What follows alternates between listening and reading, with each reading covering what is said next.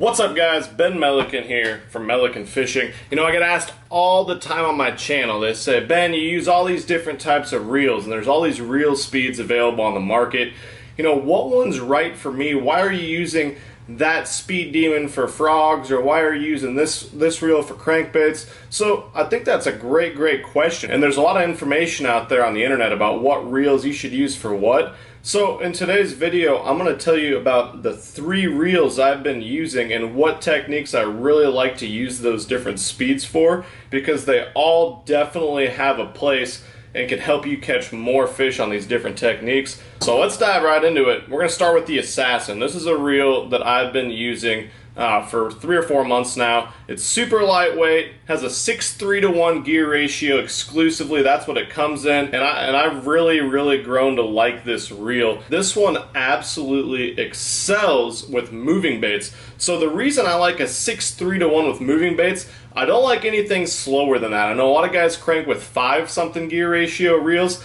I like to be able to have the ability to speed up that reel retrieve and burn a crankbait if I need to, or catch up with them if you get a bite on a square bill or something in really close proximity to that fish. If it comes right at you, a lot of times you can lose that fish with that lower gear ratio reel. So I really just love this 6:3 to 1 gear ratio for crankbaits. If I need to slow down, I can always just slow down that reel turn, but it's not too fast to where you're really pulling on that rod or pulling your bait too fast and blowing it out through the water column. Another bait this reel is great for is chatterbaits. You know, another moving bait.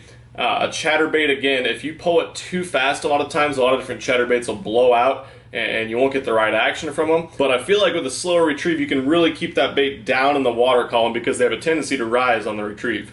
Alright, so the next one we're going to talk about is the Stealth. It's kind of the middle ground between the Speed Demon and the Assassin at 7.0 to 1 gear ratio. The great thing about the Stealth, it's still super lightweight, and so that lends itself very well to flipping and bottom contact baits. What I'm talking about there is baits where you need to feel that bite. So a lighter reel is going to help you feel the bite, because a lighter rod and reel combination mixed with a lot of other things, a more sensitive rod, of course, what type of line you're using, but a lighter reel will absolutely help with sensitivity, and that's what you want when you're fishing these bottom contact baits. So that being said, jigs, Carolina rigs, flipping, up close and personal flipping. I've been throwing, you know, I put 25-pound on this, I'll flip docks with it. I put 15-pound test on this, so I'll make long casts offshore with a jig. It really excels with those techniques. And another one I really like to throw it on, I've put 10-pound on this also, and I throw my wacky rigs on Baitcaster, and I'll throw a weightless Cinco or something like that. It casts the light baits extremely well, and once again, you have that lighter setup and a super fast reel, so you're going to be able to feel those bites,